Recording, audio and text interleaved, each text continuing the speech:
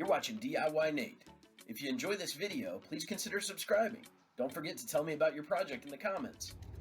Alright friends, today on DIYNate we're going to be knocking out a Pallet Adirondack Chair. I did one of them yesterday, and today I feel like I'm going to be able to fly through this. This chair build was meant to be quick and easy without requiring any angle cuts. I also wanted this chair build to be able to be cut and assembled in under an hour using pallet wood and screws.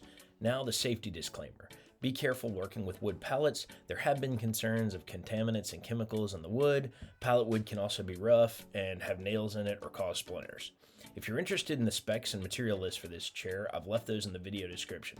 I have two longer, more detailed versions of this build that I have links for in the video description as well. One is this chair, and the other is a video for both chairs that I made, one being a smaller one and this being the larger one.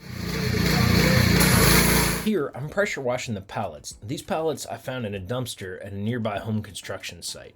I used a circular saw to trim off the ends, and then I went through the process of separating the pallet boards from the base, and in this project, we're using both the top side of the pallet as well as the base pieces. It can be a bit tedious to strip the nails out of the pallets with a hammer, pry bar, or whatever other tool you may prefer to use, and I don't show this in the video. I'm only using pallet wood with the exception I have to sub in two 2x4 pieces just because I am out of pallet wood that I need for this. So starting with our two 36-inch pieces here, 2x4s. So look for the cleanest side you can get so you can get the best wood.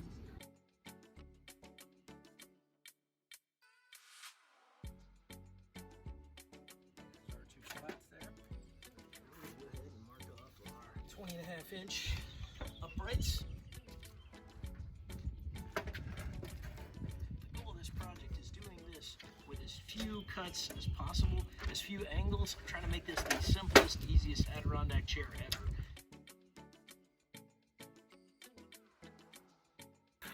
Also taking note of the time, it's 5:36 when I'm really starting this project, so I'm going to keep an eye on that and see how fast we can get this one done.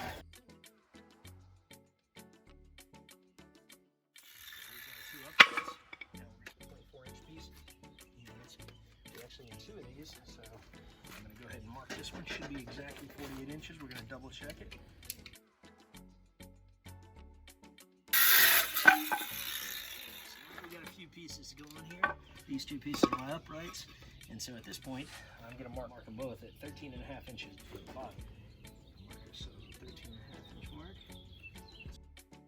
So you get 13.5 inches of clearance before your seat starts. We're going to put one of these 24-inch cross supports across right here, and it's going to go in at the very front. I'm going to put two pilot holes in.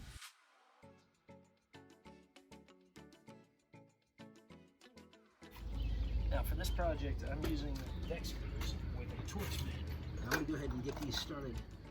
These guys are going to be the outsides, and so we're going to come in from the side, pop it in there.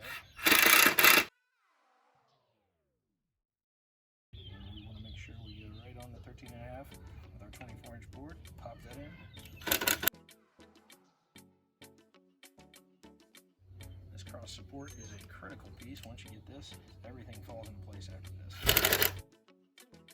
So right here we now have our front of our chair, and as you can see, this piece sets up nicely there. With the next two boards, because we're avoiding cuts at all costs, that's really our goal here. We're going to tie this guy right up here and make a couple quick drill holes. So I'm going to line them up to the top, and I really want to make sure it's sitting as flush as I can. So I think I'm actually going to go from the outside to the inside on these, since I've got more that I can tap into from the outside of this. You'll see me right here. I'm going to drill from the outside. Line that up.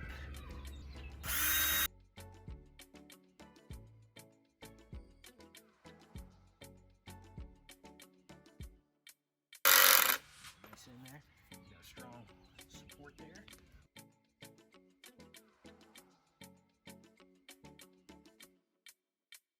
And you can see right here our base is set. We've got the two pieces of 2x4 that we're leveraging. We've got the one piece, 24 inches here, 20.5, 20.5, and 36 running out there. So we're in good shape so far. Because I use 2x4s, I have a cross support I need to make that's going to be 21 inches. I'm going to use this remnant here and make sure I can get 21 inches out of it. So I'm going to go ahead and run this 21 inches out and give myself my marks.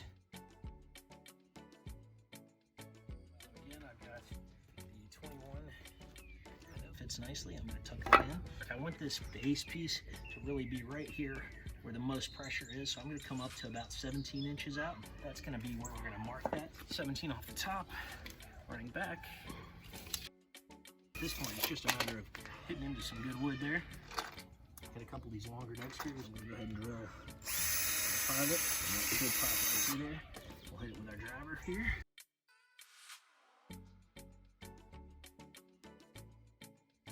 Pulled together nicely. Our chair is now very secure. Now, I'm going to go ahead and do 4 baseboards.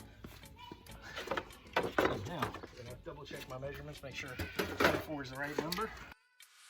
So, I typically try to find the best boards for the seats. These are my 2 best here.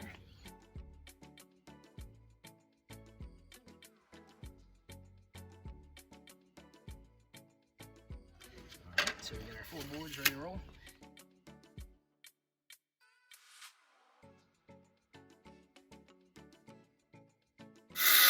Our 4 boards, this is where the fun really kicks in. So we're going to tack the first one right here. Fits nicely. And I usually like to leave them about a 1/4 inch apart. We'll land it very nicely.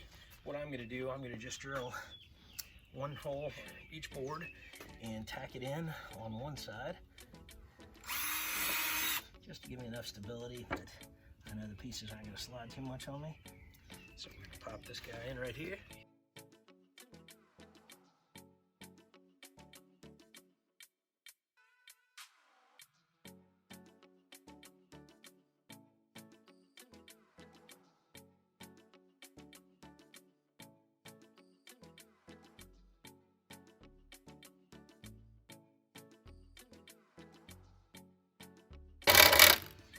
So we're looking at a pretty good base there. Okay, so this is one of my favorite parts here. This is how I make this go really fast.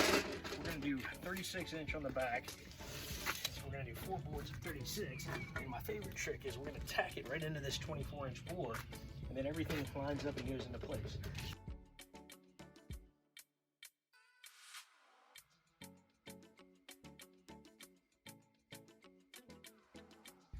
And that should give us 36 inches ready to cut. Go. I'm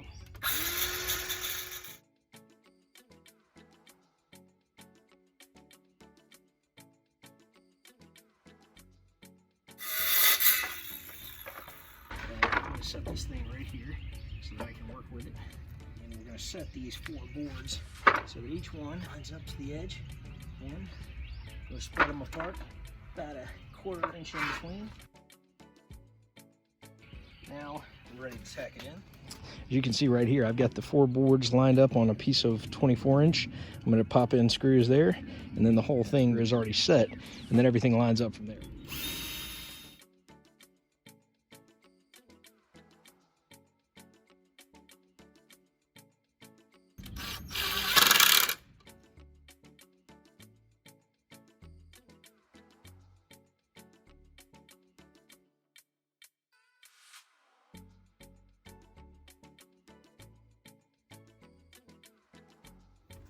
All right, for those of you keeping score at home, it is 6:22. I had to swap out my video camera because my battery died on me. And so we are right in the middle of this, and we are now lining up this favorite part of mine that goes nicely into the backside here. Right now, we're gonna pop it in with our driver.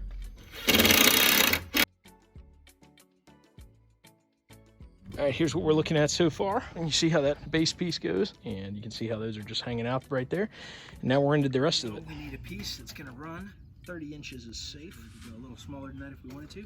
So we're gonna mark ourselves out at 30. Go with that. And now we've got our 2 pieces. They'll go nicely on top here. I'm able to pop these on just like this. I'm gonna line this guy up right here.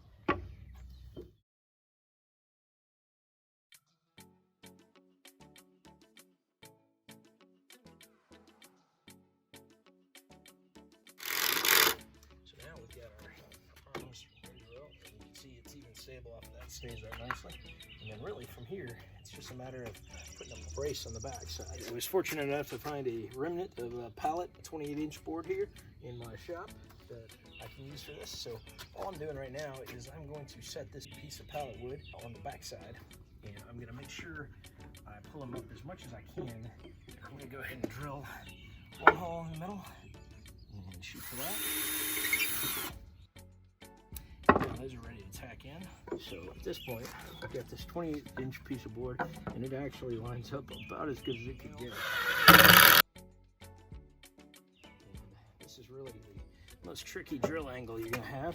You wanna make sure when you come into this, you don't split your wood. And with this piece being a pretty thin piece, drill the pilot hole. We're gonna do 2 pilot holes with a 2-inch screw. So I got my 4 pilot holes drilled, and we're just gonna come behind it. So first one, just start to push up on the side. Now I'm gonna do one simple check here. We're right on.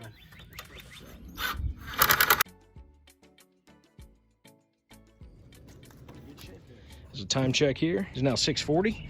And next, we're gonna go ahead and put yet another support on the back here. It should be roughly 22 and a half. Let's take off about an inch, make it 21 and a half. And we're gonna go ahead and take this guy.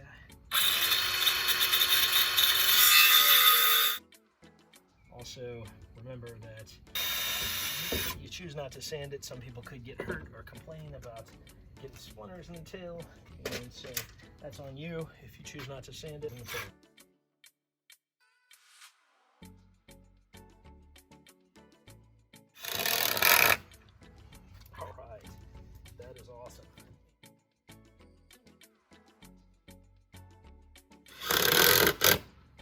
Just to finish it off up here, I'm going to do one more 2-inch screw.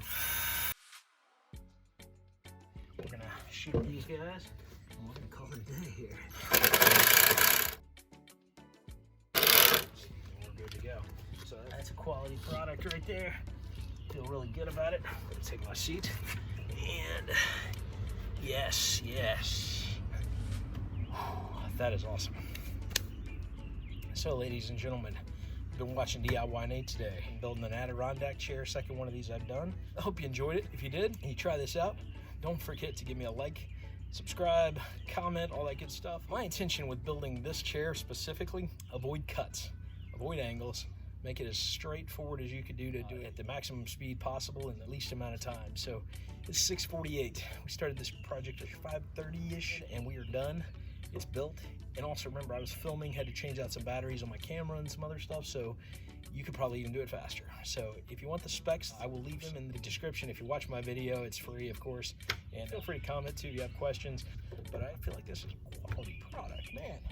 Really proud of this. And by the way, Ryobi, thanks for making a great product. All with a Ryobi circular saw, drill and driver, tape measure, pencil, and a level. Thanks for watching DIYNate. Have a great day. It's Miller time. Coors Light time. Keystone time.